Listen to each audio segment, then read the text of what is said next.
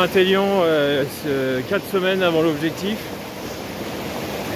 Ceux qui connaissent cet endroit-là ne doivent plus trop le reconnaître.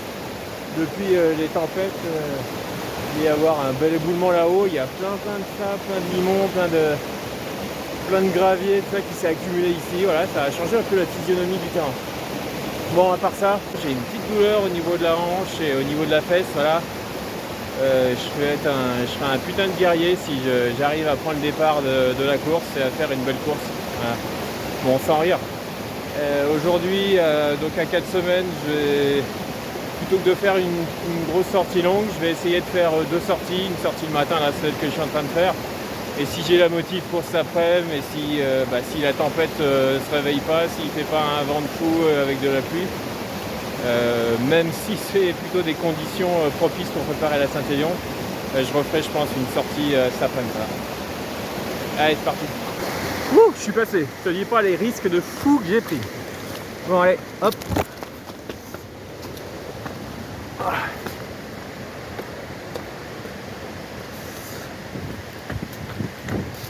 Bon, j'en profite pour rappeler quand même mon objectif sur la Saint-Élion, c'est faire moins de 8 heures. Voilà, donc je sais pas, peut-être un peu ambitieux. Je pense que c'est mon format de course malgré tout. Je me sens plutôt à l'aise pour courir vite quand c'est pas trop vallonné. Alors format de course, ça veut pas dire que c'est le type de course que je préfère, hein. Mais c'est physiologiquement, musculairement, le genre de course où je me sens le plus le plus à l'aise.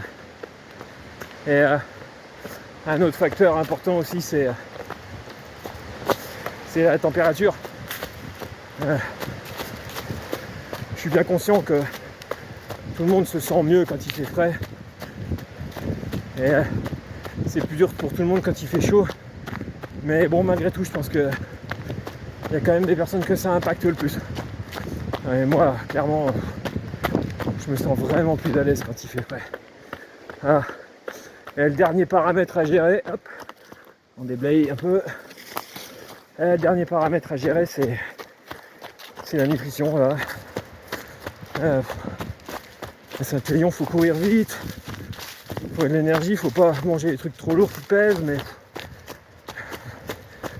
je l'ai vu sur d'autres courses, au bout de 5-6 heures de course, trop sucré, ça me réussit pas.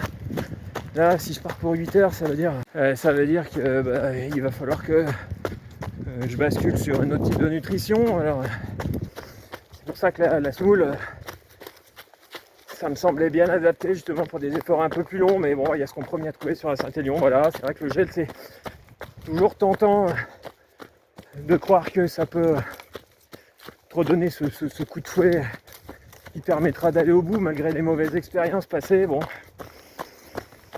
je vais quand même en emmener, de toute façon, c'est sûr. Il faut juste résister à l'envie de le prendre dès le début.